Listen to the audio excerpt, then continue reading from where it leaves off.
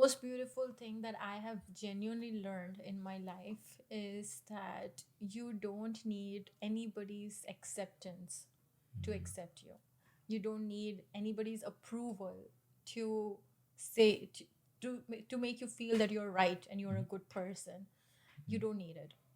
They are just people outside, and everybody has a way of looking at things. So don't don't wait for people's approval to accept you and love you. Just love yourself. Yeah. And please leave where respect is not served. That's the most important lesson that I've learned. A lot of times I would keep people above my self-respect, Yeah. relationships about my self-respect, which initially was a great thing to do, but then those people start taking you for granted Yeah. and make you feel that they can walk over you. And Hey there, welcome to the Conversations with Uncle Kevin podcast.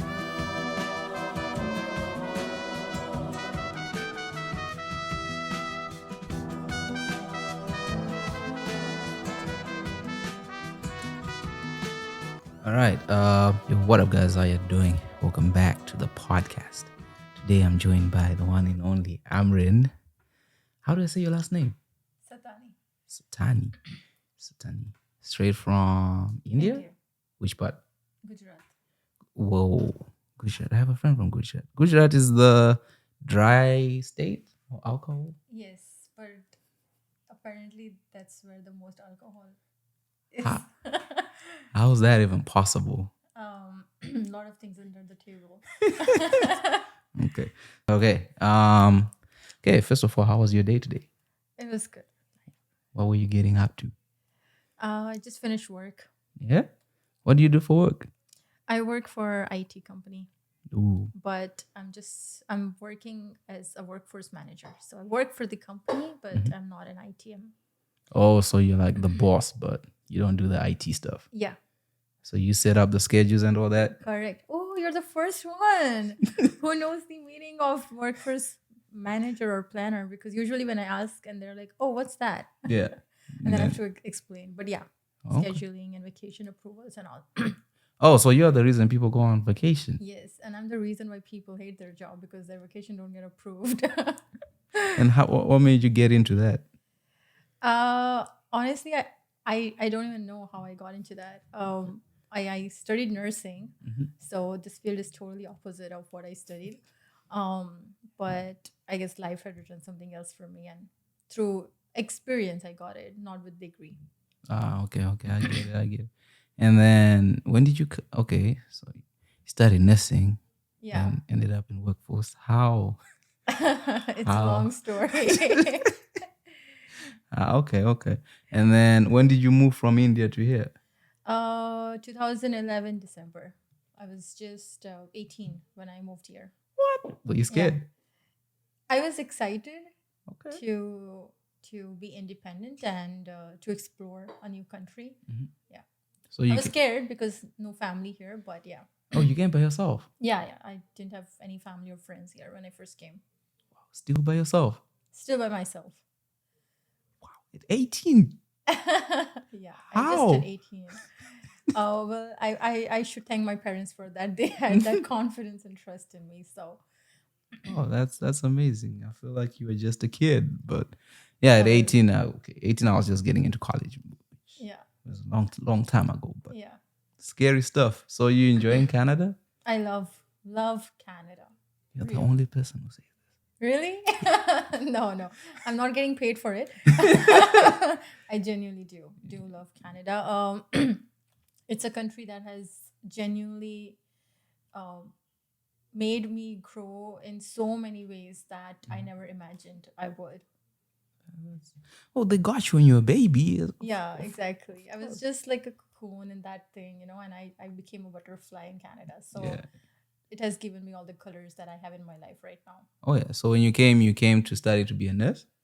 I came with the goal to become a nurse or a doctor. Yeah. Oh wow. You like what is it called? Doctors. So you like injecting people with stuff? Like Yes. My goal, like the reason I wanted to be a nurse initially was because I really, really care for people. and that's just in my nature. And whenever I was in college, and whenever we had professor asking us, to each and every student, like, why you want to be a nurse, the only answer I always gave was, I want to be there for people when they really need it, and it's something that I can do for free. I don't need money for it. So it was genuinely the passion that I had in my nature to care for people and be there for them. That's amazing. Wow. And then when you did it, you're like, nah, I'm just gonna go into the business world. No, actually, I was very, very unsuccessful in nursing. I first started with a regular base course, pre health science, that I did for 1 year because I came to Canada at the age of 12. So I didn't do any studies in college. So for me to qualify for nursing, I had to do something basic to be qualified for nursing. So I did pre health science, and then I got into nursing, RPN, or yeah, practical nursing.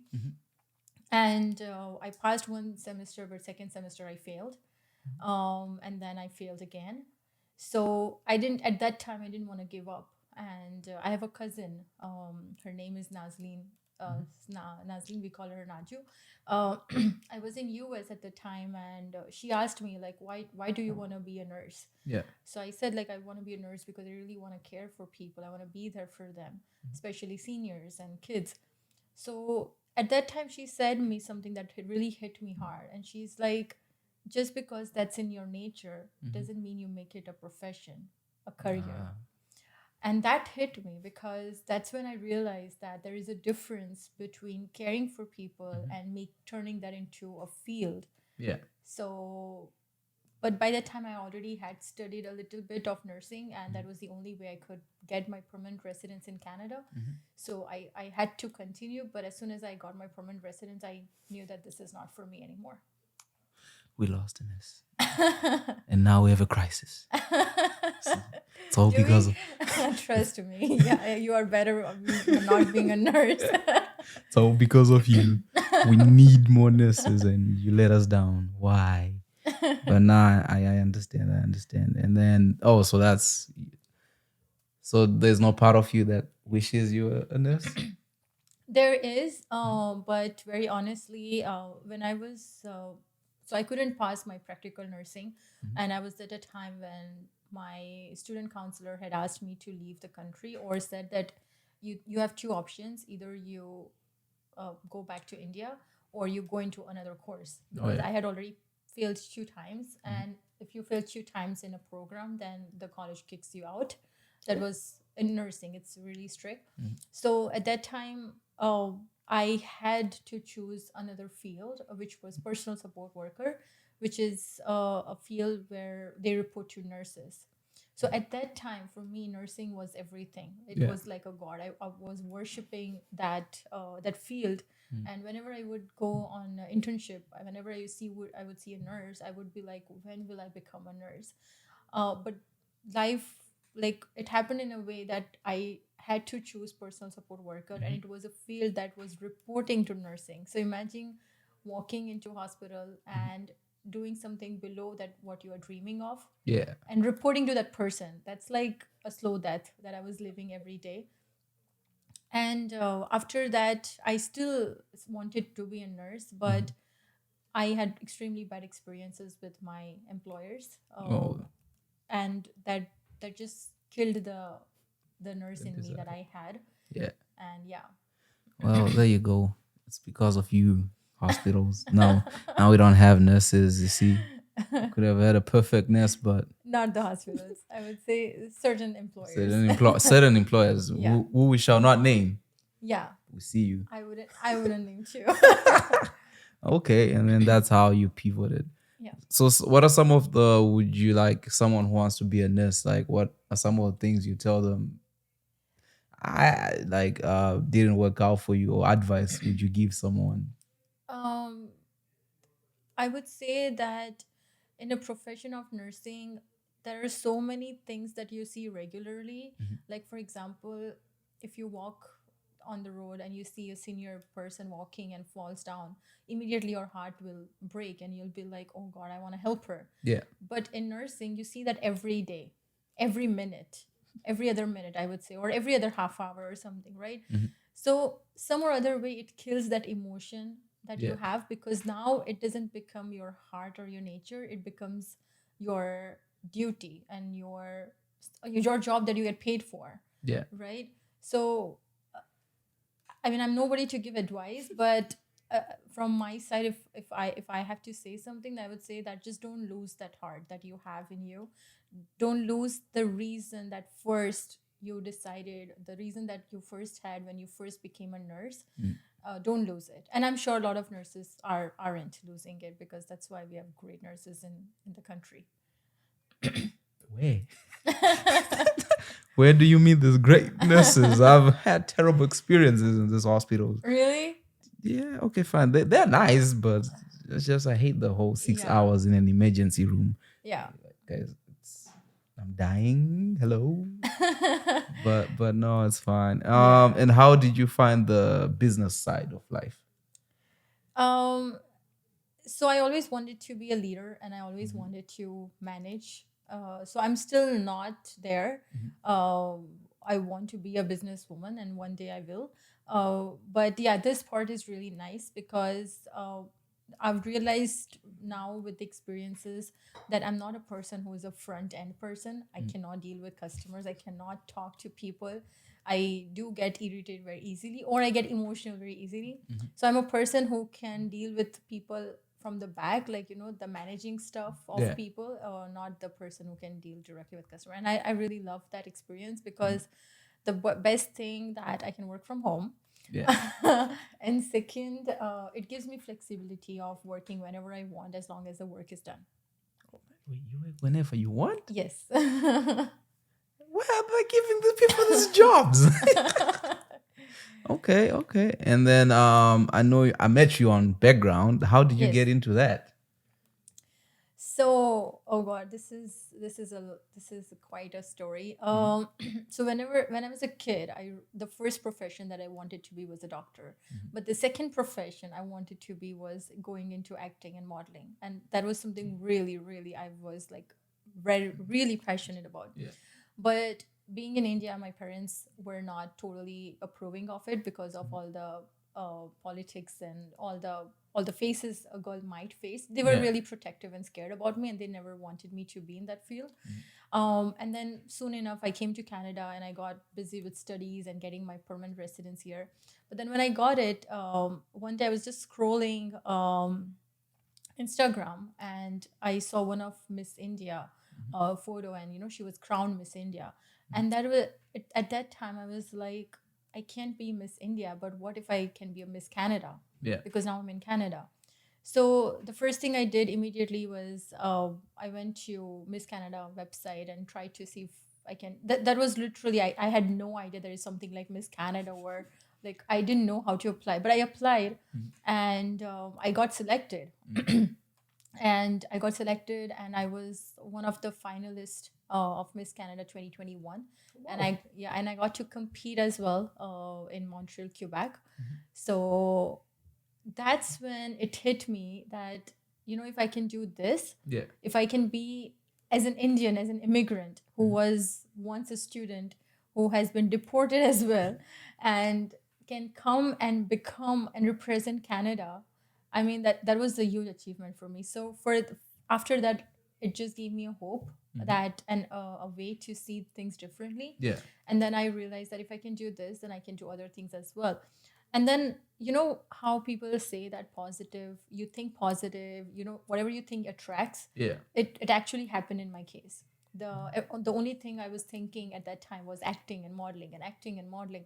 And then one day on Facebook, just one of the agency posted this ad that we're looking for few background artists for this Bollywood movie that's gonna be shooting in Langley. So honestly, up until that ad, Yeah. you'll laugh when I say this, I always thought that whoever is in background are actual real people, and the movie people are just going and shooting it Yeah. in front of public. I never knew that this is all planned and this is all a set. I really didn't know that. I thought how are they just shooting in front of public? Aren't they looking at the actors? Yeah. So that was the first time when I realized that background artist is something where you can actually get paid. Yeah. So I called my dad. At that time, it just, again, this was a very new industry for me. So I Yeah. didn't know, it just only said non-union. Mm-hmm. So for me, I felt non-union was not paid. Okay. So I called dad and I asked dad, this is a movie, Hindi movie, like, Bollywood movie or Punjabi movie should getting like, here, like it's being recorded here, filmed here in Langley. And what do you think? Shall I go? But I don't think I'm going to get paid for it. Yeah. So dad is like, you want this field, you love this field, so go ahead. Mom is like, go ahead. Yeah, it's okay if you don't get paid. Just get the experience, just get the vibe. You'll know. You'll at least be able to live it. And that was my first time when I went to a set of a movie and I was able to see directors and producers and actors and all that stuff and background artists, which I never thought were real. And at that time they told me, so what's your SIN number? I'm like, for what? And they're like, don't you want to get paid?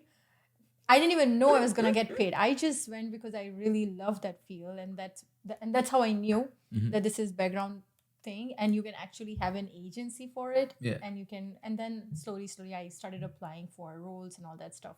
Oh wow. So that's how I got it. Long story, sorry. No, it's quite an interesting story. Like, I didn't know you did modeling, and then I'm like, wait a minute, Miss Canada was in background. Those are two things that just don't go together, but still. Yeah, it does. Yeah. I get it. Okay, and then so you've been doing BG for 1 year now? 1.5 years. 1.5 years. You enjoy it? Love it? I enjoyed the free food. Can I say? Spoken to anybody in the industry, that's the first thing they say. Crafty. I enjoy the free food and sitting around and chilling. But every single time when I go to any BG work that I get selected for, I swear the only thing I do is I look at that actor and I just keep looking at them and I just imagine myself. Oh, yeah. I'm sure a lot of times they would look at me and freak out, like, what the hell is wrong with me? Yeah. But they don't understand. Like, I'm not looking at them as like that. I'm not staring at them. I'm not stalking them. I'm just trying to imagine myself in that position so that one day I can be that girl. Because you want to be an actress. And are you working on it? I'm trying on losing my weight. Doesn't it's not. It's, well, I am working on it. Yes, but losing my weight in the sense that I'm trying to be fit and more presentable, which obviously work from home and COVID has made me really lazy. Yeah. So I'm working on that. But the other things that I do is I try to like look at the scripts and try to act myself and try to like engage with people in the same industry so I can get opportunities. You know acting school? What is it called? Acting school. Yeah. I think Vancouver Film School, and there are a lot of other schools. Yeah, there are a lot of other schools. You think of going there? Or I do, but at this stage where I'm the only one working currently, if I go to school, then I won't be able to like, work and school together. Yeah. So that's the only reason I'm stuck. Yeah. But that's why I want to be I want to build a business where my money can just keep coming and then I can focus on things that I really like. Yeah, that's a smart move. Don't be a struggling artist. Yeah. It's not a good experience. But it's really interesting. Every time I speak to people about acting, it's always different. Yeah. Different criteria. Some are like, oh, I went to this school. Some are like, oh, I'm just a natural. I just show up and I do auditions. And I would love that part where I can just show up. Show up and do your thing. But no, it's been fun. Do you have any style of movies you want to act in? I would love to be a part of a nice, good family drama movie or a romantic movie. Yeah. But I'm okay with any kind of opportunity. But I would love to see myself in that kind of like good family story and a movie that by the end of the movie you get a good lesson out of it. Something like that. Yeah. Okay, I can see that. Listen, directors, I know you watch me. Found you an actress here. Pay me, all right? I found you a free actress. You know how hard it is to cast people in the scene. But no, that's fun. Yeah, I'll give you my name and number. All right, definitely. just reach out. We'll put links to her Instagram and all that. And you have Miss Canada, okay? 2021. No, 2020. finalist. Hey, Finalist. Miss Canada 2021 finalist. You know, we live it. It's like Miss Canada, and then we leave a big gap finalist. Okay, like, so like you're such a. How was that experience of Miss Canada? Oh, it was top of the world. I never won. I was not even in top 10. But that experience was the experience I lived for. I think it was just a different part of the world, like totally separate world. I met so amazing women in that competition, and they were like, it was just amazing. It was very beautiful experience meeting those women who have gone through so much and achieved so much as a woman, and their thoughts and their contributions to the society. And apart from that, just getting introduced to that part of the world where all this lies, the acting, the film, the fame, and all that stuff. So it was a beautiful experience. I learned a lot, and That's really good memories. That should be amazing. That was last year. How long does it take? Like the experience of, like, is it 1 month, 2 months? It was only 4 days. 4 days. Yes. Wait, what? Yeah, it was only like the in Quebec, in Montreal, we were only for 4 days. 3 days were just to like get to know each other kind of thing, and the fourth day was a ramp walk, and the final decision of the judges. Yeah. So you did it. Not, don't people go to like modeling school and stuff for that? Did you do any of that, or you just?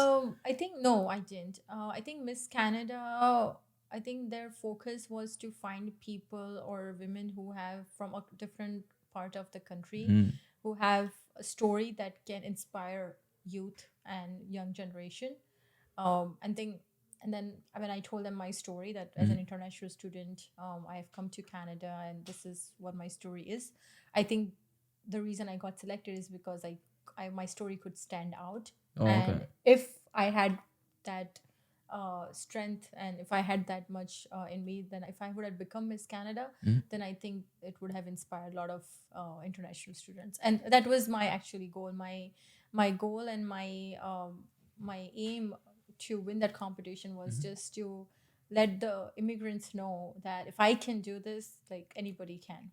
Yeah, I'm actually learning, because I always thought these modeling things were just pretty women in front of everybody. Yeah. Hey. And smiling, Yeah, right? smiling. But to know that there's a backstory and there's this whole experience, that's amazing. Hey, women, is there Mr. Canada? Is there such a thing? I don't know. There is Mr. Canada too, I think. Yeah, sign up and tell people your story. I'm not doing it, but sign up because I'll be heartbroken if I'm on stage in the room win. I need to win. I have to be sure that I'm winning. Wow, that's amazing. So you still doing modeling now, or? I am doing modeling, but not like if I get opportunities, yes, I am. But at home, like I'm just practicing. That's doing mostly. What's it called? The catwalk, the walk, the catwalk, yeah. The walk, I can never do that. The runway walk. I don't know, wear heels and walk. There are different types of walks. And I used to watch. I don't know if you watched it. What was it called? American Top Model. Uh-huh. Like I used to watch that. That's where you learn a little bit about what modeling is. This is not my life. Yeah. Do you like to act, or are you into acting and modeling? I'm more into directing. So I'm a writer at heart. Like, cool. So you are a director. I'm an actor. So we need a guy now to finish the story. And a producer. I think we need a producer. You don't even need, because for stories, like I can write an entire story just with one person. Yeah. You can write a story. That's why I was like, it doesn't, like, people will say, oh, I need to be the right weight. I need to this. It's about the story, because I believe everybody has a story. So if everybody was a fitness model, then the world, it's like how much of a story can you tell? But there are different types of stories. So we'll be working. Like I say, directors, hit me up. We'll be working. I'll write you a story and we'll put your acting skills to test and see what you bring. You said you like family drama. Yeah. Okay, those are very hard to write, but like. Or anything. I'm okay with anything.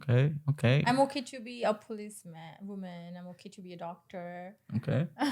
We have a short film coming up. I'm okay to be a sister or a girlfriend.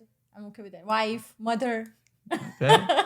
We'll make something up. We'll come up with because right now I've already shot like 2 short films this year, so Yeah. we're making a third one pretty soon. Would you act in a horror movie? Yes, I'm okay with it. Okay. Because right now, so my friends they say to write them either a comedy or a horror movie. Oh, I would love comedy. That would Comedy. be fun. Okay. So, But yeah. horror, as I said, acting Anything? is my passion. This is something that I like. Family drama or those kind of roles is something that I would love to do. But Yeah, having said that, that doesn't mean that if any other role comes, I will say no. Okay.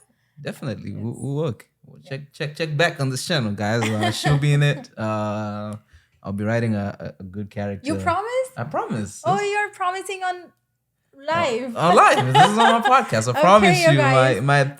The third short film that I put out, she'll be in it. Yay. We'll see. We'll see how much. See, I told you when you think about something, it attracts. Yeah. Yeah. See how much you've worked and how much Yeah. experience. It's a lot of pressure on me now to write a good story. Yes. It's all about. And it's a lot of pressure for me to actually act on that story and make sure that it comes out good. Yeah, no worries. That's why, because I've seen with acting, it's a lot about your director. If you see any movie that is a terrible performance, it's the director. Yeah. Because you have to bring out the best out of the actor. of actors and actresses, and it's all about the story. If the story is good, Yeah. everything works out. True. But that's pretty cool. And then you came you told me that she said, here's how she pitched me. She's like, I have a great immigration story. What's your immigration story? So this is a true story. I swear. The great immigration story is that I was deported. I was actually asked to leave the country. When I was a student, and after that, as I said, that I failed one time in nursing, and then I failed 2 times in nursing, and then I ended up doing a different course, and that was also 1 year. So as an international student, I'm sure a lot of international students will understand when I say this, that as an international student, when you study more than 1 year, you're eligible to get 2 or 3 years of work permit. Yeah.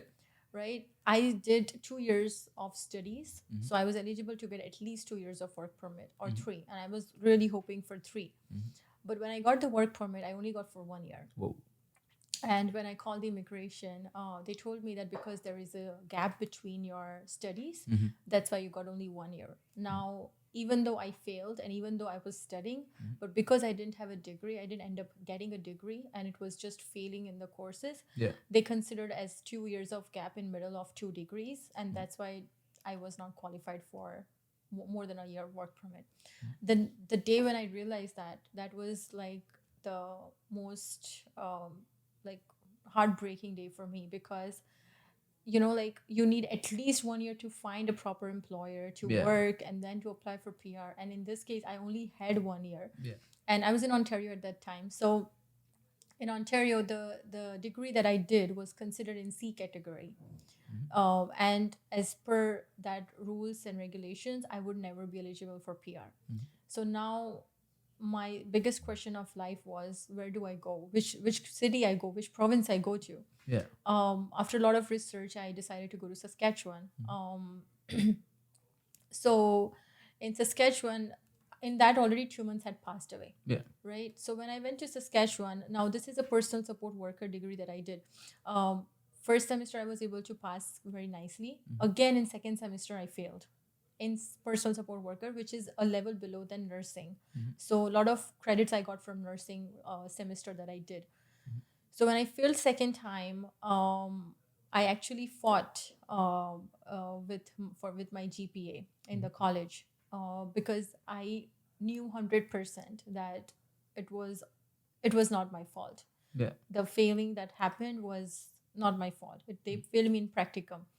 So, sorry, I'm going back a little bit to explain you exactly what happened. So, when I failed in nursing, when I failed in personal support worker, now this is the third time I failed in the same college, right? I'm not going to say the college name, but when I went to fight for it, and when I tried to, speak up for what's right, they told me that you can go to a counselor. like a student lawyer that was in the college itself. Yeah. So I went to that student lawyer. I explained her everything. She was amazing woman. She just looking at my projects and looking at my stuff, she told me that this is not fair to you. You are you may be the victim of discrimination, maybe. So she said, we are going to find out, we are going to fight for it, and I'm going to make sure that you win the case, because literally this is not your fault. You have been failed on wrong terms. So she knew my case in and out, and we had a date decided as well for GPA fight thing appeal. On the same day, when all the directors and everybody was there in the room, I was waiting for my lawyer, my student lawyer, to show up, and another guy walks up, and he's like, she's not gonna come. I'm like, why? She's like, because we came to know that she has a cancer. And as much as I was feeling bad for her, I was shattered, because I was like, this girl knew my story in and out. Yeah. Now I have to fight for my own case. And how do I do that? So this guy said that I'll help you. I'm his assistant or something. I forgot, it was like 10 years ago. But he said, I'll fight for you. I don't know the entire story, but I just know a little bit. So whatever I know, I'll fight. And I just felt broken, because I felt like she was my person who would help me to win this. And as an international student, if you fail, you know how much money you spend. It's not $1,000 or $2,000 like a national student. You have to pay 3 times more. And for me, I have already spent almost 12 to 13,000 by just failing courses. So I couldn't afford this more. So I fought for it. They didn't pass me, because obviously I couldn't fight as a lawyer. Yeah. But they said that we will still give you another try. And now we want you to take another course, which is English course, because you don't know how to speak English. And I mean, it was just a very hard, because I was trying to explain something, and in that process I couldn't explain them well. So they're like, we are not failing you, like we are not going to let this go. We are going to give you another chance, but we can promise that if you fail this, we are not going to kick you out of the program. So that's what we can promise. But you have to do this course. On top of it, you have to do English course as well, because we don't think you can speak proper English. So at that time I thought that I've been in Canada from 3 years. I've done IELTS before I came to Canada. And you're saying that just going once a week for 1 hour, I learned English that I couldn't learn for the 18 years that I've spent in India in English medium school, and then IELTS, and then 3 years. But it just felt like they were just trying to do all this to get money out of me as an international student. So this whole journey, this whole degree, it took me almost 4-5 years. First 5 years in Canada, I was just studying. And the only degree I had were 2 of 1 years. So when I went to Saskatchewan to get my work sorted out so I can apply for PR, I got my first job in a nursing home, and I started working as a personal support worker. And in there, a supervisor came, and she just told me that, Amrin, have you finished all these courses before getting hired? I said, what courses? And she's like, there is a personal support worker course and CPA and all that stuff. Sorry, CPR and all that stuff. I said, yeah, personal support worker, I already have finished it. I did this in Ontario. And she's like, oh, okay, if you didn't do it, then you can do it here itself. It's a 3-hour course. You can take it in 3 hours or 4 hours.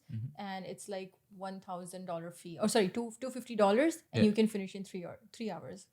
Now, imagine my moment that it took me 5 years to finish a degree to qualify for a job here. And you're telling me that you can do the same thing, exact same thing, in 3 hours with $250. So in Regina, there is like that. In the personal support worker course, you can do it like a certificate program. A certificate course, you can just do it online. And it's, I think, 2 or 3 hours course. You can do it for like $250 or something like that. At that time, it had. Now, I don't know. So I did that. Now this employer promised me that they are gonna do my permanent residency. Like they are gonna sponsor me for it after I work for 2-3 months. I worked for 3 months. After 3 months, um, the manager called me and she said that she heard something about me passing uh, a wrong comment about somebody, Yeah. and she finds it not professional, so she's gonna fire me. Whoa. And I had 1 year of work permit. 2 months already passed because I was still trying to see which city or which province to go to. 3 months had passed now here, so my 5 months out of 1 year are already gone. Yeah. 5.5 months. So I try to explain her that you promised me that you'll do my PR. Like, can you just give me a chance? And I didn't pass any comment. It was how there are politics at work, right? Yeah. So the politics made me lose my job, and it was after 3 months probation. So technically, she's not even allowed to fire me like that, but she did. Then it took me, I think, 15-20 days to find another job. I found another job in China itself. They also promised me that they will do my PR. Yeah. I was there for 2 months. After 2 months, they also fired me. Whoa. I actually got fired. So now I've lost 7 months out of, now I've only, how many months left? 5? Yeah. 8, 9, 10, 11, 12. I'm so bad at math. 12. 5 months left. So now I got another job, nursing. These people also promised me that they are going to do my PR. But they had a lot of people in line. But they said that if you work good, we promise that we will put your case above everybody, and we will proceed with your application first. Yeah. To prove them, I used to take all the additional shifts I could as a caretaker. Yeah. And I would work 12 hours, 14 hours, like a day, to just prove my worth so that they can apply for my citizenship, or sorry, my PR. Yeah. 3 months or 2.5 months later, they also asked. They didn't fire me. They told me that we won't be able to do it because they said that there are a lot of people before you, so we have to go with them first. And we thought we will be able to get to yours, but we don't have enough time to apply for yours. So I had to leave that job. I didn't get fired on that job. I had to leave that job. So 3 jobs they promised me, and I couldn't do it. Now I got the 4th job. My work permit was gonna expire on this January 31st, and I was able to get a job on December 9th of previous year. Oh. Literally 1.5 months left before I could apply for PR. Yeah. Now, this lady did promise me that she is going to do my PR. And I told her the exact story. I told her everything. And she told me that if you give 100% to this job, I'll definitely do your PR. I said, I'm at this stake of my career where either I'm all in or I'm all out. I've literally 1.5 months. So if I don't give 100%, I'm going to be stupid not to give 100%. So I'm not going to give 100, I'm going to give 1,000% because I cannot lose even one day. So we started, 1 month passed away, 1.5 months passed away. My work permit was expired. She still didn't apply for my PR. So I went to her. I told her that, can you please send the application? Can you please start the process? After a lot of requesting and begging and all, she said that okay, I'll start the process. But by that time, my work permit had almost expired. So one of the person guided me that go ahead and apply for additional work permit or renewal of work permit. And even though you might not be able to get an extension, but at least it will buy you some time. Yeah. Until your employer files for your application. So I did that. Now, usually, work permit to get approved or denied, it takes usually 3 months. Yeah. That's the timeline. I was so unlucky. It took them 20 days. I got message. I applied for a renewal of work permit on 31st Jan itself, the day when my work permit was gonna expire. Yeah. And I got a message on 19th February that your work permits had been rejected. So now, when you first apply for work permit, after your expiry, you are on implied status. That means you can work, whatever your status is, you still are eligible to do that. But when your work permit gets rejected, then you literally are not in any status to work. Yeah. So you can't do anything. You have to stay home. So in this process, this lady told me that I'm going to continue doing your paperwork. We cannot hire you officially because obviously you don't have papers. Yeah. But if you want me to do your paperwork, then you need to do something else for me. And that was, she asked me to come to her house and be a maid. So clean her house, clean her dogs and cats. And she was a single mother of 3 kids.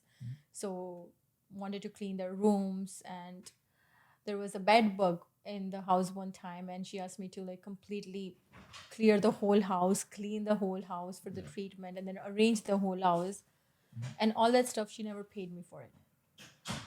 She just said that because I'm doing your PR, you have to do this for me.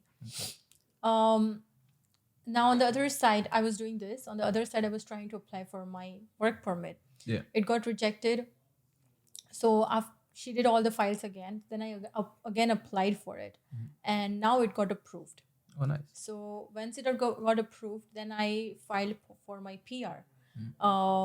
And for PR also, like, because I was eligible for PR now, I was still working for the same person. Once my work permit got approved, I started working officially, and I applied for PR. So when I applied for PR, something um, this this happened on. I applied for PR or some. No, sorry, my work permit didn't get approved, but by the time I had already applied for PR, something like that. Yeah. So what happened is that I applied for PR in May, May of 2009, 18, something like that, and this was the first time when my parents came to Canada. 2000 my parents first time came to Canada, and they were staying with me in Regina. And since the age of 18, when I was in Canada, I didn't get time to spend with my parents, especially on my birthday. Really. So this was the first time when they were in the country and my birthday was gonna be with them, and it was a huge day for me. On 17th of July, I get a message from immigration that your work permit is declined and your PR is also declined, and you need to leave the country immediately. And this was on 17th of July. My birthday is 18th July. And that was the day that I was waiting for, because after 5-6 years, I was going to spend this day with my parents. And even that day, that was not in my, in my destiny. I called my dad. I was at work at the time. So officially I couldn't work anymore. I called my dad and I told him that this is what it is. He's like, just come home and we'll talk. My birthday was supposed to be with cakes and surprises and gifts, but instead we all were crying because now I had to be, leave the country immediately. So what I did, I called immigration 2-3 times to understand why they rejected my application, because I knew 100% that I've done it all right. So the letter that they gave me while rejecting it, the reason that they had mentioned was way different than what they told me over the phone when I called them. And then I called them again, and then there was a gentleman who spoke to me, and he gave me another reason. So at that time I told him that, sir, I have called immigration 2 times already, and I've got a letter as well explaining the reason behind behind the rejection of my application. And all 3 times there is different reasons. So I don't understand what exactly is the reason behind the rejection of my application. Yeah. He said, let me look into it. He put me on hold. He went and he looked into it. And he came back after like few minutes and he's like, oh, I'm so sorry. It has been a mistake from our immigration officer. Oh, no. I have never heard that before. Have you? No. Nobody has, actually, when I told them the story. So I said, wow, really? And he's like, yes. So what we are going to do is we are going to reopen your file. We are going to reassess it. You don't have to pay for any application fee or anything like that.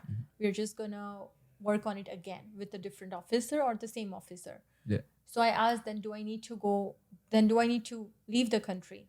He's like, yes, you still need to leave the country because that was the final decision. We are going to open it again, but currently, as per the decision, you need to be deported and as soon as possible. So I spent that 18th July with my parents, and then 20th July I left for US. I stayed with my cousins there, and that was the hardest part of my life because my parents had come to see me Yeah. from India, and now I'm leaving them, and I'm not even leaving to do something good. I'm Yeah. leaving because I'm deported. Like imagine that day that we have spent together as a family, that stress that my parents were seeing me off at the airport because I was deported. And that was like really heartbreaking thing. Yeah. I was in US for 2 months. After that, they also joined. After a week or two, they also came to US.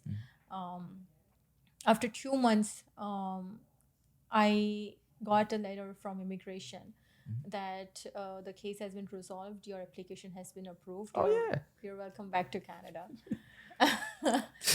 So I think that was to whomever I tell this story. And when I was leaving the country, every single person that I knew, they told that don't leave the country, fight for it, hire a lawyer, because once you're out of the country, there is no way you can come back. Like Yeah. if an immigration officer has made a mistake, first they won't accept it. If they do, then they are not going to try to correct it because then it's gonna look bad, Yeah. right? So, but they still did, and I really, really like. I'm very much grateful of that immigration officer, whoever did that for me, that looked into it, and yeah, so Wow. I got back, and so I'm the girl who got deported because of a mistake and came back, and then fought for Miss Canada 2021. Wow. Yo. Wow. Whew. Okay. That's a lot. That's a lot. Yeah. Damn. Was it a long story? No, it was interesting. Wow. Okay. I thought I had a bad story, but this is You did. It's not only that. After I came back to Canada, the employer that I was working for, she fired me. oh no. Now, because my PR was through her, I had I was again in the sky. God knows what to do. So, but she fired me on wrong terms. So Okay. I went to labor board and I fought for it, and I actually won the case because I had a lot of proof. Yeah. I won the case, and the labor board, and the immigration in Regina, they helped me a lot. They told me that that's not a problem. We'll give you some time. Go and find a different employer who can do your PR. It doesn't matter what field it is. We will still approve it, and we'll wait for your file. So it was a huge help from immigration of Regina. But yeah, my story doesn't end there. Wow. Yeah. I'm not laughing, people. This is wow. So you get deported. You get approved. Yeah. Celebrations, everything, you're happy. You come back. Yeah. You get sabotaged again. Yeah. And then how long until you get a proper PR? 9 months. I was unemployed for 9 months. Unemployed for 9 months, and I got my PR in 2019 August. How are you? Oh God! The day when I got my PR and the day when I crossed the border and came back, that I will never forget that day. It took me, believe it or not, it took me 8 years to get my PR. And to whomever I say this, to all the immigrants, especially and international students, they're like, it just takes 2-3 years to get PR. How Yeah. come it took 8 years? Did you do a bachelor's or master's or PhD? I'm like, no, I just did a college degree. It's just I failed a lot Yeah. in school, in career, everywhere. But still, 8 years. So in those 9 months, you're in Canada, you leave, what do you do? I was staying in Canada. I was going US sometime, but yeah, it was just very hard to survive. Yeah, no. So you couldn't work. No, I couldn't. I couldn't. Yeah, that's. Whew. Yeah. So it's mainly 5 years of school, 3 years of immigration. Yes. Dealing with the immigration. Yeah. 3 years. Yeah. I've spent too much time and money on it to Whew. to get where I am right now. Yeah, but at least you got it. You got it in 2019 because Yes, I did. if you didn't get it, I know in 2020 they shut it down, right?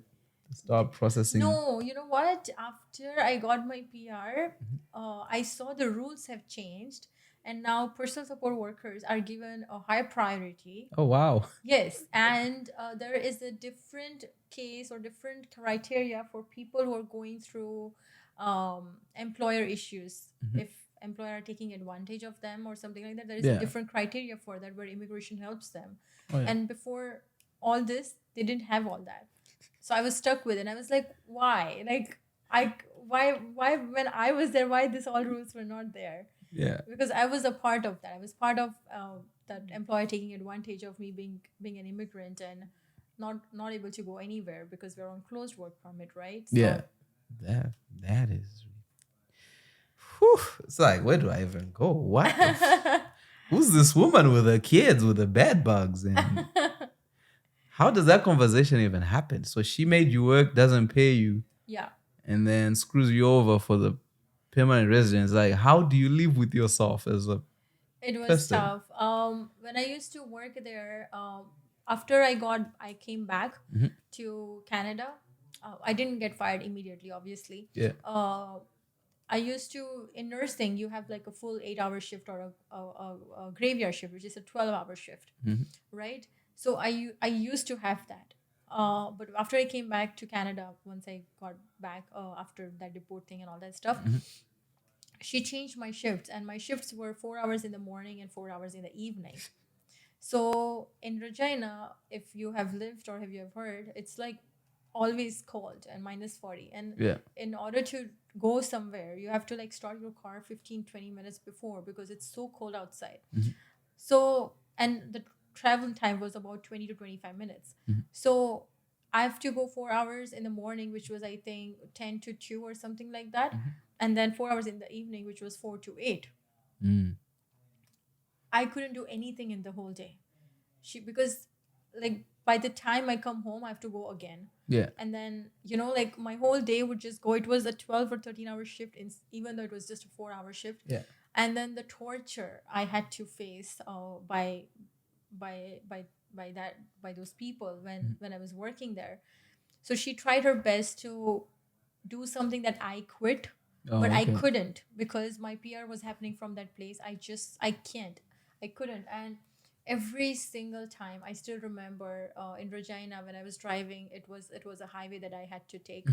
Every single drive that I've done, and I'm not lying, I have cried.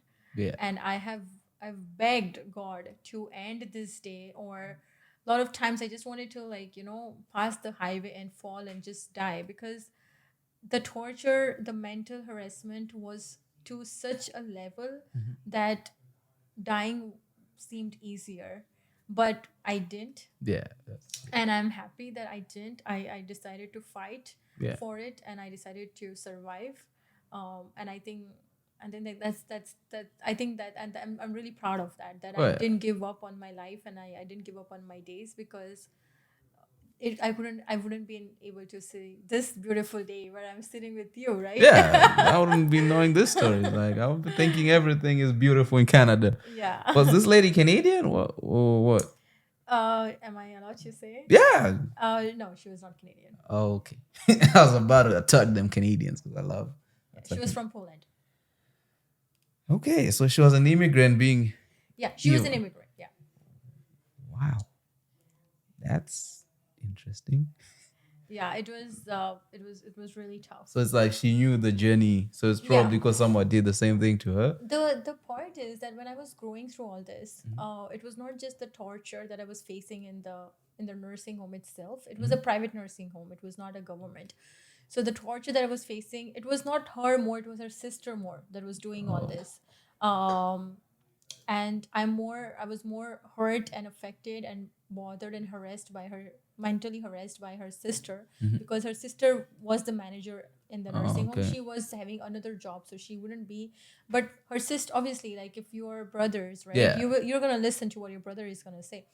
So it was not the apart from that mental torture, I would face all that, and then I would go at her home and clean her house, and after that also there was no nothing in return I got.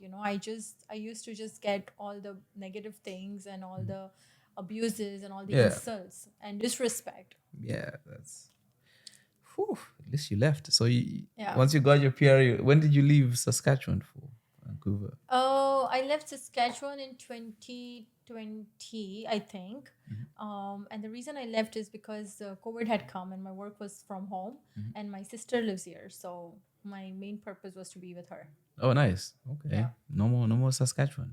No. No more minus Saskatchewan 40. has very bad memories. No more minus 40. No more minus 40, no. Yeah. Here we have snow and we don't go to work.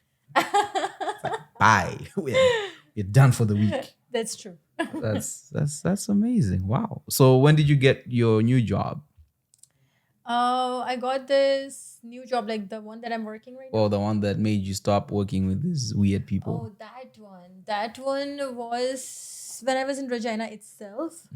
It was in 2019. And then that's where the good stuff starts. That's where the good stuff started. Yes, that's exactly where the good stuff started. I would honestly say that, my dad says this, that in everybody's life, struggle is written. No matter what you do, you Yeah. have to face struggle.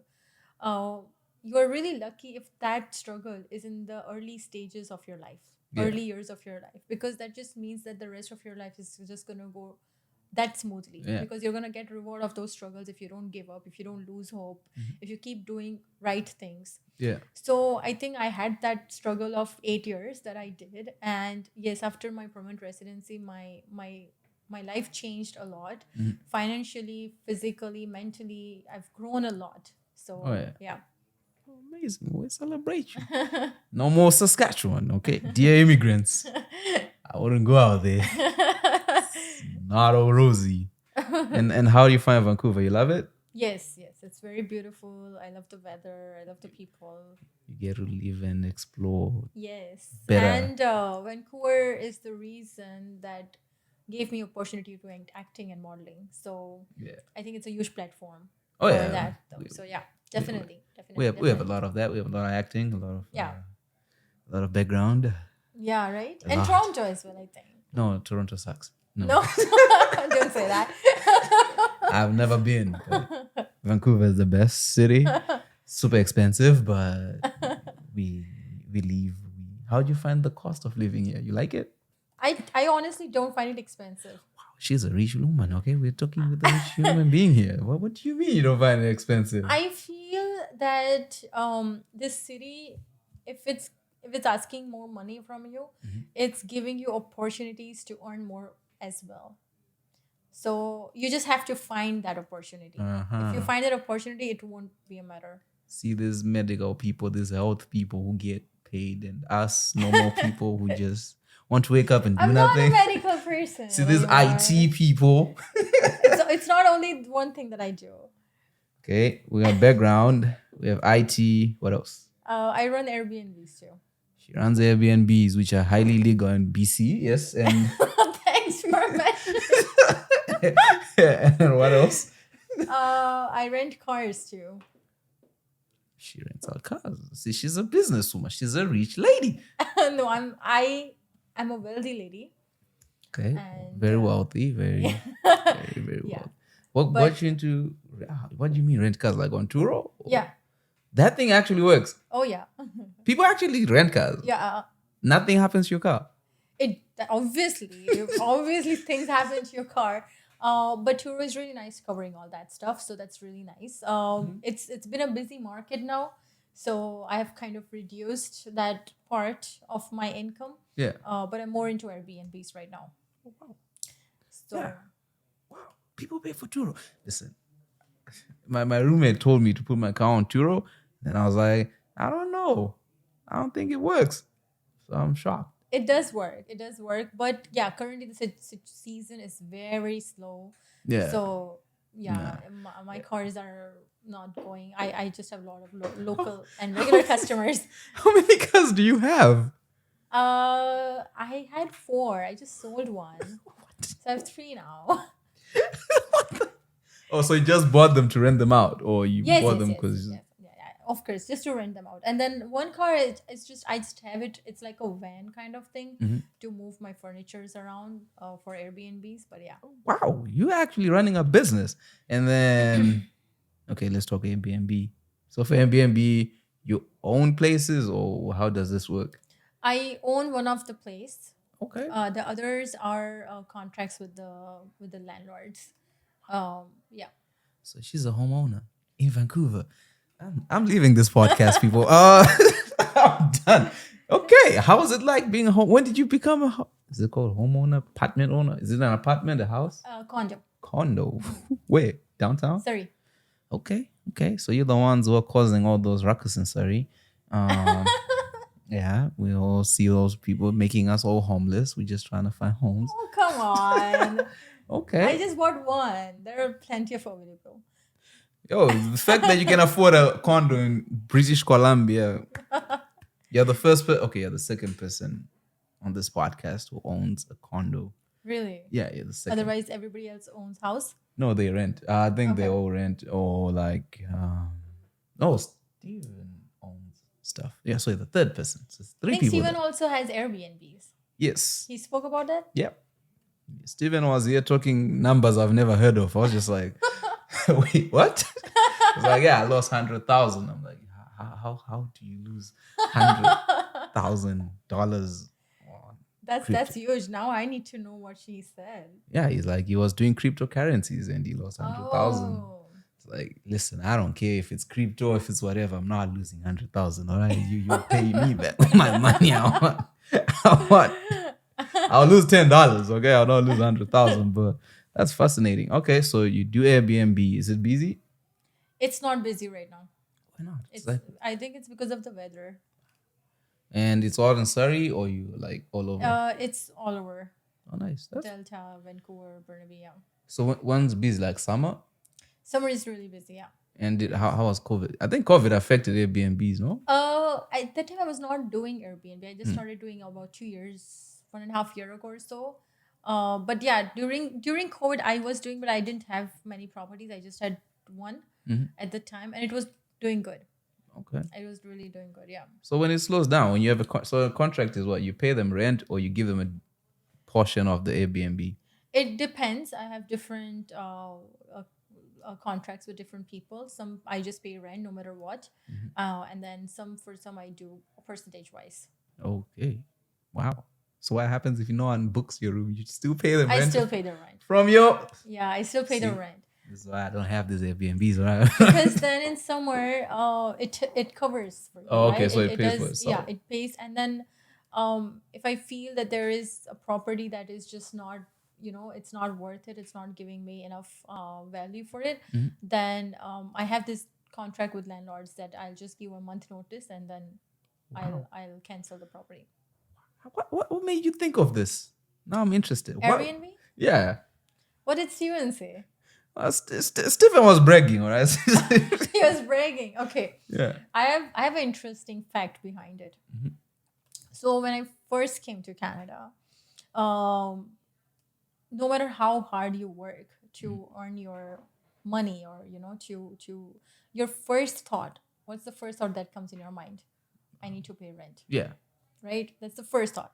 Any job that you do, any income that you make, 90% or 80 or 70 or 60% of it goes into rent. Yeah. Right? And that's the major reason why you need a proper job that can pay off your rent.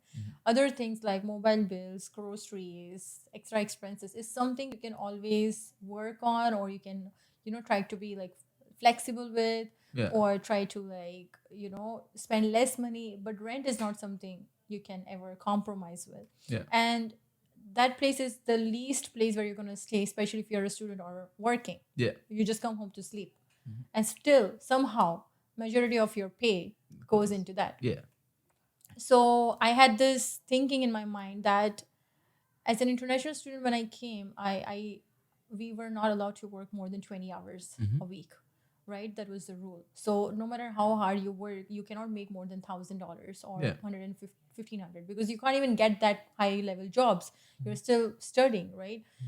So I had just had this thought that I won't be able to earn more and I won't be able to save from my earnings. So what if I save from my expenses? Okay. And that's how I came with an idea that I can't save by earning more money because I'm limited. I'm stuck. Yeah. But if I rent a place and if I can help people to rent other rooms and I can save my rent, then why not? So that's how I started. And initially when I started, it was just my way of helping me save money. So I'm saying this all this and I know a lot of people are gonna start doing it. So No, you'll be shocked. I'm increasing my competition. But No. when I first started looking for houses, or places, you go to any one bedroom apartment, you get it for $1,500, something like that. But if you go for 2 bedroom, you just pay $200 or $300 more and you get a 2 bedroom. Yeah. Right? In 1 bedroom, you have no other option. You just stay alone. In say 2 bedroom, it's just 300 more, but you can still have a possibility of dividing that into half. Yeah. By giving it to somebody else on rent. Yeah. So that's how I started. I was not earning more than 1,000, I think, when I was in Canada first time, like 18, 19 years old. But I had 4 bedroom houses on rent that I would take. In London, Ontario. I was in London, Ontario. Yeah. I would take 4 bedroom houses on rent, and then I would stay in the biggest and the best room of the house. Yeah. And the other 2 rooms, I would rent it out to students. Yeah. And I would not pay anything at all.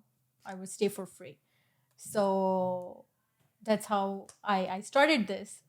And then a few months ago, a very bad experience happened with me because of this Airbnb thing. Now, at this stage, I came to the stage where I didn't want to share my space with somebody permanently because I was not sure how that person would be, and I really love my privacy. Yeah. So I thought Airbnb is a better option because people come and go, and I like to make connections. I like to meet new people. So that's what I started doing it, and this was again to help with my rent, not to actually make a second source of income. But a really bad experience I faced last December with one of my best friend, past ex best friend. So she taught me a really good lesson.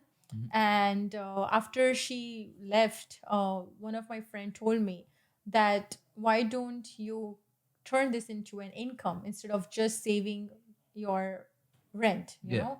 And that's when it hit me that I can do this. And that's when I started approaching landlords and trying to like build connections and started doing Airbnb.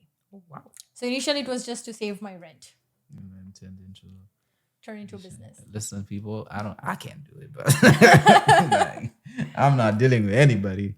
But I feel okay. You feel me? I feel you. I get it. It's like now you say 4 properties. 6 or 7. But that's not enough. I think Steven has more. Yeah, Steven. I'm promoting Steven. Steven, he said he had one time he had like a big house. Yeah. He divided each house, like the rooms, into different people, and he had a guy who was a drug dealer. Oh, jeez. It's like, I didn't even know. I'm like, how do you have people you don't know who are living here? It's like, it's a lot of people to deal with. But yeah, that was his story. That's fascinating. Wow, so you are business minded. That's good. Yeah. The first person I've met was business minded. Everybody else is, most people. Okay, Steven. But most people, it's always like, I'm just trying to push more, make more money. And no one's ever like, I have this business, I do this. Oh, this to do this. Like, I'm a wealthy woman. What you want? Like, I used to do 3 jobs at a time. 3. 1. How many jobs are you doing now? Now only 1. Okay. I swear. But I used to. Okay. 2 years ago, I used to do 3 jobs at a time. 3 laptops at the same time.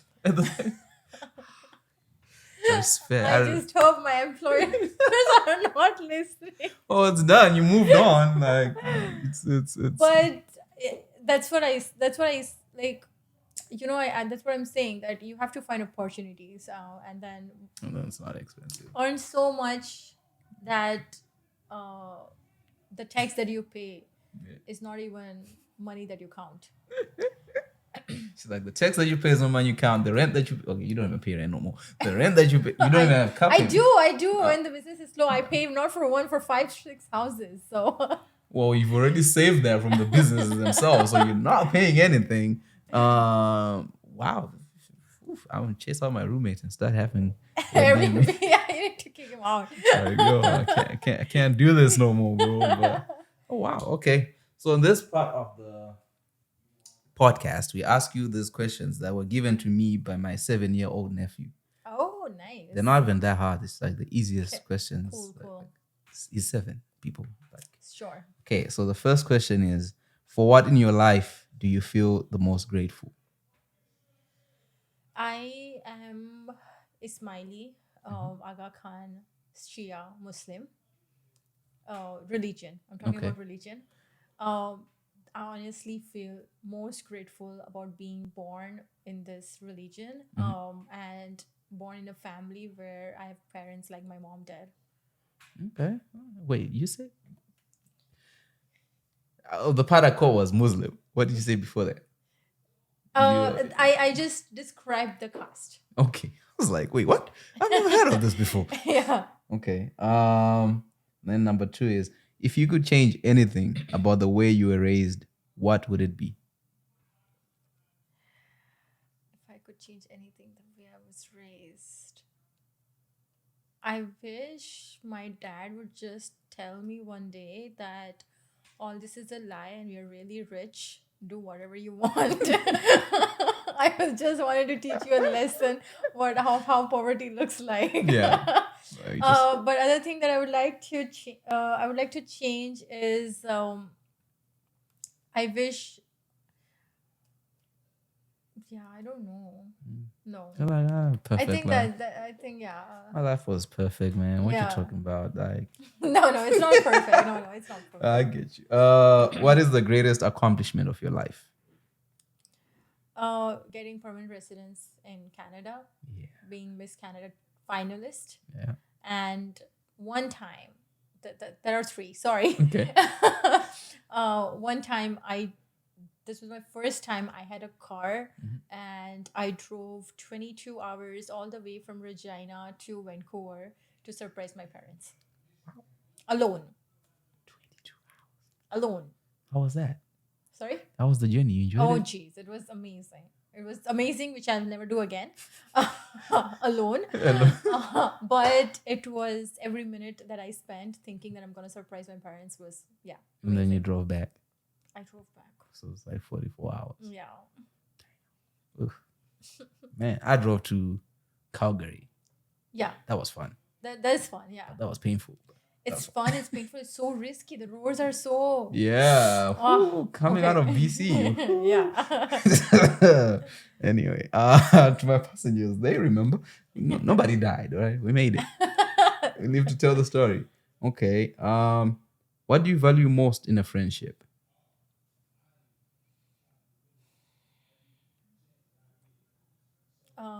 Value the friendship itself. I think if it's true, then no matter what, it shouldn't break, and nice. understanding should be there. Okay. What does friendship mean to you?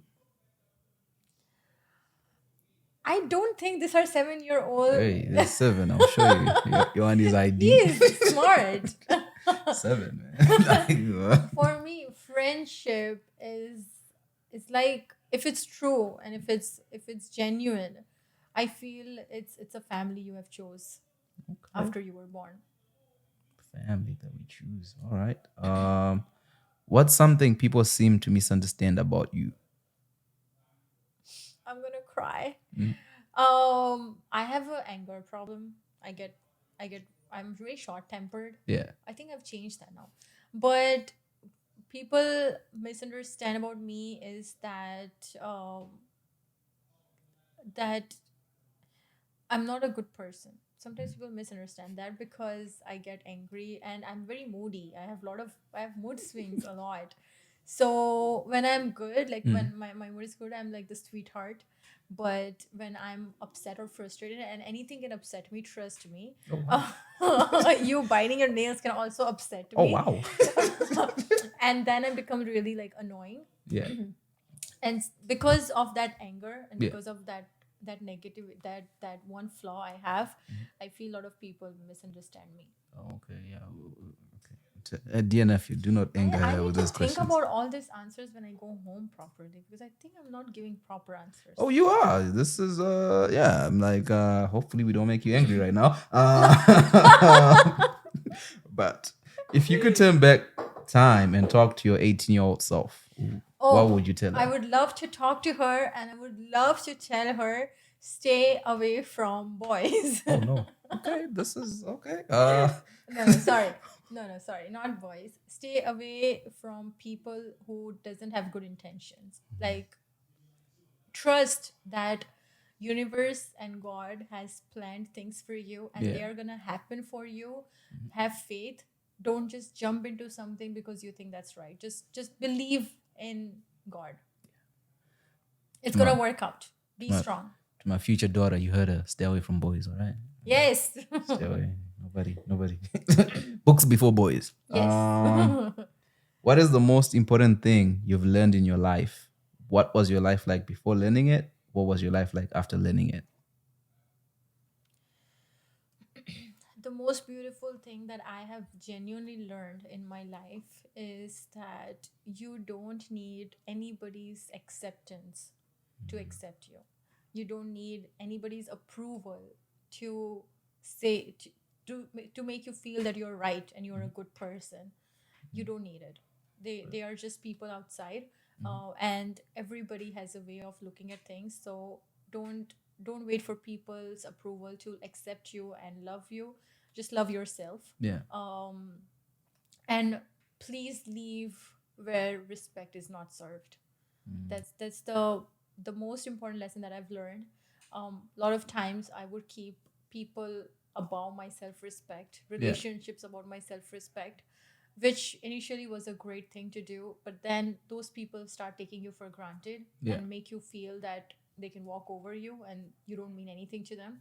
So very harsh, but I've learned that. um, Before I learned this, um, I had the habit of pleasing people Yeah. and waiting for everybody to love me and accept me, and then only I would look at me and be like, okay, I'm good person. Yeah. And in that pleasing, I lost my respect somewhere. People started looking at me as just some other girl instead of somebody they can look up to as a person. I was just somebody who can walk over. So the moment when realized that I don't have to do that, I just have to accept myself. After that, my life has changed in a way that I have very less people that I know. I have very less friends, but I'm happy. I'm really happy because if tomorrow somebody comes and tells me anything, uh, I don't get affected. I don't get affected. There is a wall in front of me after all this that it takes a lot for them to hurt me. Oh yeah. She said, what did you say? Don't go where respect is not served, or leave. Leave the place where respect is not served, no matter what relation it is. Walk away. Even if it's your father, mother. Honestly, I mean it. Okay. I mean it. I'm not getting mad at you. Sorry. I'm like, okay. I'm just being serious. I really. get it. Yeah, no. I think that was the one thing my mom taught me, because I was raised by a single mom, so she taught me that, like, when people don't respect you, Just leave. just walk away. Yeah. You respect yourself enough to walk away. Yeah. What is the best compliment you have ever received? 3 days ago, this is genuinely the best compliment. 3 days ago, I had a girl came to my house for some work, and I live in a 4-bedroom house right now. And I do Airbnbs in the room, but there were no people right now. She came and she looked at the house.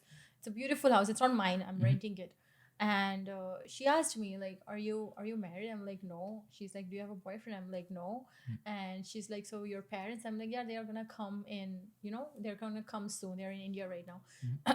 And then she's like, you're such an inspiration. Like, because we started talking and she came to know that I own a condo and all that stuff. And she's like, at the age of 18 you came. You're the first unmarried girl that I have seen at the age of 28 who has, bought a condo in Vancouver. Yeah. And currently you're living like a queen. Like, it's a Yeah. 4-bedroom house. You're the only one staying. And you don't give a damn of anybody outside the world. Yeah. You're living like a queen and you're such an inspiration. So that thing is really stuck in my mind. And that was really, really nice compliment that I've ever heard. Yeah. I agree with that lady. Like, that's some of the things you said. I didn't think that was gonna be the happy ending. It's amazing. Okay, this one I think you've answered, but what is your biggest failure and what did you learn from it? Have I already answered this? No, you like throughout the conversation, but My biggest failure and what I've learned from it. What did I answer? I don't even know. Just well, like you're the just saying, conversations. like, you're the first person I've ever met who's like, yeah, I failed here, I failed there, and then I did this. Okay, you know what? I actually failed that too. Wait, what? The biggest failure. The biggest failure is that when nursing got away from my hand, at that particular time I didn't know which profession I had to go to, and that was my biggest failure because I remember that I still remember that day. I called my sister, my younger sister, and I told her that, Afrin, if there is no nursing, then there is no me. I really don't know what to do without nursing. Yeah. And that was my biggest failure because I didn't know where to start from. Okay. And she told me that trust God. There is something better for you. Yeah. And then one time I had a relationship breakup. And that's when also I called her. And that was my another failure. Sorry. Sorry. Your life is gonna kill me, right? And I was really attached to this person. So I thought that person was the best person in the world and I could never get a guy like him. Yeah. So she told me that, that there is God is having something behind his back that he's waiting to give it to you. You're holding a small teddy bear. Yeah. If you don't let go that small teddy bear that you have, because you think that that small teddy bear that you have is the best thing that you've ever had, because you haven't seen the world yet, right? But you don't know that God is holding a bigger teddy bear for you behind his back, and he's just waiting for to give it to you. But if you don't go that small teddy bear, then he's not gonna give it to you. So this is the failure that I learned, that what I have is perfect, and if that goes away, then I'm lost, and that's my failure. Yeah. But what I learned is that there is always something better for you. If something you lose, it's always going to get replaced by something better. You just have to trust. Trust the process. Trust the process. Trust God. Let go. Hey, people in relationships, get out. I'm Yeah, told if you you're today. not treated well, Listen. do end the relationship. It's not worth it. She just said, okay, if that person is not talking to you, then leave it. Okay. It's not talking to you. If they're not talking to you, if they're acting up, just walk out of that Yeah, relationship. if right? you're not valued, you're not respected, just leave. Walk away. What advice would you give someone? Okay, I think I have to change this. What advice would you give someone wanting to pursue a career similar to yours? But I was just going to say, what advice would you give someone who's engaging on a journey that you engaged, like a little 18-year-old who's about to immigrate to Canada? I would say that in the stress of getting a residency, and in the stress and in that struggle of becoming something in Canada, don't forget to live. I forgot to live my 10 years of my life, and I really don't know what young life and college life looks like, because all I did was study, work, fail, work, study. So I would like to just let people know that do what you have to do, but don't forget to live. It's breathe. It's important. Don't forget to live, people. Who are the 3 people who have been the most influential to you? Hands down, my dad, my mom. Hands down. Um, There are more than 3 people. Yeah, like we just put 3 because it's 7, you know. My my sister for Yeah. sure. She is very young to me. She's 3 years younger than me, but she is mature than me, I think. She gives me the best advices in the world. And then there is one more person. His name is Amin. He's my cousin brother in US. He is like a godfather to me. Like if anything I'm ever stuck, he's the person I would go to. So Okay. those 4 people are really really close to me. There are a lot of other people too. I've not told them, but these Yeah. 4 people are definitely very Okay. close. And then this one he says, is there any question that I did not ask you that you wanted to be asked? Is there any question you didn't ask me? I don't think so, but it was really nice yeah? conversation. I would really love to take it as long as I can. Okay. And then the opposite of that is, do you have any questions for me? Is there anything that I said that was boring? Oh no. Oof. You have I think if I was to write a book, I'd actually write a book about your life. Oh come on! Do you tell this to every person you meet? No, you can go watch all episodes. I've never told anybody this. This was because your story is like, come to Canada. That's like the happiest moment of Yeah. almost everyone's life, right? Like when you get that visa. Definitely. And then you come in and the experience for you is like, okay, what the hell is going on? Then when you go through, because I know a lot of immigration, because I went through, but not super similar to yours. Mine was pretty smooth Yeah. by those standards. Because mine was, I applied for permanent residency in 2020 in the pandemic, which was mistake number 1. Because they then shut down the IRCC, like they were not working from 2020. Because I applied like in August, Yeah. and mine only got approved August this year, so it took 2 years of nothing. So like Wow. there was no, And you were stuck. yeah, there was no communication. There was no. Yeah. It was just silence. You could Yeah, because of God. because of COVID, and then so like I thought this was the worst terrible experience immigration story ever told. I'm like, I went 2 years. Just No nothing, communication. not communication. And then the next communication I get is essentially you have to redo the whole application Oh no. again. So they requested all the documents, do the medicals, do everything Jeez. again. And then I did it. And then within a week, they're like, okay, approved. Bye. Oh. But I was like, guys, how am I supposed to have this money that you're asking me for? Like within a week, like everything was, you have So you had tweaks to do. pay twice again? Yeah, but I didn't pay for the application. So I had to do medicals again. I had to, But that's not fair. yeah. And I was like, I don't care. I'll pay. Yeah, you want Get this done and get every me out girl, of. I think every person who comes to Canada, Yeah. most of them has the dream to achieve what we have achieved. So. Yeah, it's like just do it. So I thought, damn, I have the terrible experience. And then I'm like, oh, okay. I think I'll take my story over yours any day. I'm not. Whew. But my friend did the same thing. Okay, I will not say this because he might get in trouble. But they made him pay. So his employer, they're like, pay us Yeah. to A lot of process you. employers do that. To process. I was like, wait, what? Yeah, a lot of employers do that, and that's the reason I fought with my employer. Yeah, so I was like, nah, that's terrible. I was not going to do that. I'll still wait my 2 years. So I'll still take, I think I have the better story than everybody. But I have friends who like, yeah, just applied it within 3 months. It's Yeah. done. Life goes on. But at least you got in 1 week after that. Yeah, but this was after 2 years. I know. It was Every bad. day you wake up. I went to I the, know. That's the hardest part. The wait. yeah, That's the hardest part. I went to what's his name? Jagmeet Singh, the NDP leader, because he's the MP for Benabi. Yeah, yeah. So when they wrote to the RCC, the RCC was like, yeah, we have his files. Just wait. Just wait.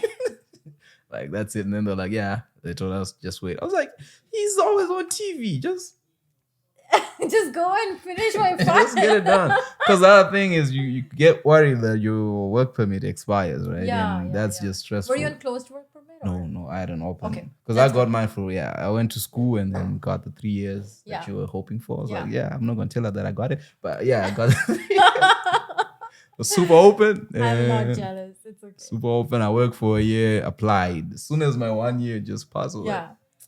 because I didn't want to work for that person. Like I was working marketing. Yeah. doing the marketing. But Yeah. sometimes you had to, because it was a cleaning company, sometimes Yeah. you had to go do the cleaning. Yeah. And then you're like, damn, I need my papers. But you can't. You can't say anything, but once it's done, it's done. I was Yeah. like, I'm not doing this again. I will not. I don't even know if I'll apply for citizenship. I'm not doing this. No, come on. This process. It's tough, but it's one time, right? Now, Yeah, after it's one that, you don't time. have to worry. Yeah, but I'm like, it's a lot of stress, but As yeah, an immigrant, yeah. Only enjoyed it. immigrants can understand. Yeah. So I can totally relate to you. Yeah, the wait, there's nothing like that. But Yeah. yeah, when you get that study visa, that's like the best day The of your best life. thing, yeah, the best day of your Then you life. come to Canada, you're like, oh, okay. Yeah, it's genuinely the best day. It's a different story. So you've been to India ever since you came here? Yes, twice. Twice. Well, first I went after 5 years. Whoa. Yeah. Okay, I still have one more year, but okay. No, I'm not going home. But I love it, but I'll be back, people. When I'm wealthy, you know, when I'm a wealthy person, then I'll show up. When I have, yeah. I am not that wealthy though. Yo, you got 5 houses or 6. They are on rents. I don't own them. 4 on rent, 1 you own, or 5 on rent, 1 you own. Still, that's commitment. One day I'll own though. I'll own all that. And you work a job. Yes. And you own Turo.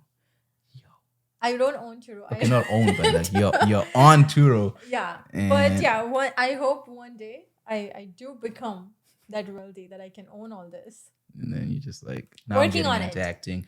See, once you start acting, you start making that acting money. It's gonna be a different. Yeah. Yeah. If I get acting, I leave everything. What? No. Except my job. I can't say You know- that.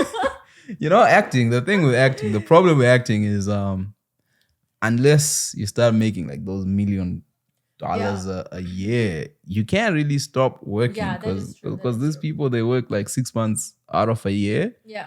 So when you do your breakdown, you're like, yo, I'm not actually making a lot That's of true, money that's with true. this stuff. But to be in your position, what you're doing, I think just add it on top. Because acting, you're there for Yeah. a week and you're done. Yeah. Yeah. And Yeah. then you just keep making money and work. And I am going to come in the short film that Kevin is making. It's unpaid, people. Don't come to me, be like, yo, pay me. I'm like, I ain't got no money. All right. When are you making that? It's something maybe January or no, Okay. not January. Yeah, maybe. Because I don't know. The thing is that nowadays everything depends on the weather Weather, yeah. and getting people to come through. But yeah, soon. I want to do it very soon actually because finish this January. My goal this year was like every month do something. Yeah. Just makes because the more you do, then the more opportunities you can get to That's actually true. get paid to do it. Yeah. Because these people are like, show us what have you done. Yeah. Like, oh, I need money to do what I've done. But they're like, nah, show us. But yeah, definitely. It was fun having you around. Thank was you fun. for coming through. Thank you for calling me. Thank you for telling us your story, the ups and downs of Canadian immigration. And we're happy that you have a happy ending. Yes. And it's only gonna get better. It's only gonna For get sure. better. Any final words for the people? Final words for the people who are listening. Do listen to his shows. I'm promoting him, but he's not paying me. Yeah, I don't pay. I'm a journalist. Journalist integrity. The final words is keep watching. It's really inspiring. And to all the immigrants, Canada is genuinely very welcoming. And just because you face few bad people, that doesn't mean that everyone is bad. It will just help you learn from your mistakes and just make you a better person and how to grow from there. All right. And where do we find you online? What's your Instagram? Oh, my Instagram is Amrin Satani. AMRIN SATANI. Yeah, it should be. Simple. It'll pop up somewhere. All right. Yeah, it will just pop. My up. editors will put it there. Extra work for you guys. Okay, and then that's the Instagram. Check out on Airbnb if you're ever in Vancouver. Do you search a person by their name on Airbnb? I've never done it. No. Oh, It's so you through the just links. But yeah, if they have to contact me, they can just contact me on Instagram. okay. Contact her. Let's I'll give good rates. support her business. Yeah, make her rich. Please. Make you see, here's what I'll do, people. I'll start charging people to act in my short film, so please do go. And then Turo is the same thing. You send links to them. Yeah. Okay. And then directors or anybody looking for new faces. Hi. What do you mean? Oh, directors acting. I was like, wait, what? You do plastic surgery now? What the No. hell? Like No, if you're looking for new faces for your films, TVs, modeling, or yeah, commercials. Don't be shy, especially commercials. We need that model money. Yes. Pay her. Don't just call her for work for free now. Pay her. Okay, I know I call people for free, but pay her. Pay her what she's worth. Okay, and you're an immigrant consultant. If you need help. No, I won't be an immigrant consultant, but I can definitely be a friend, immigrant friend, if you have any issues. She said, if you need friends, go. Yes. Like I always say, me, I ain't your friends. People, stay away from me. Go. I'm playing. We're all friends here. Yeah, we have said thank you very Thank much. you. We appreciate you. Yeah, we invite her back next time when she's a millionaire and then be like, please tell us what it's like to make millions in Vancouver. For sure. See y'all next week. See you.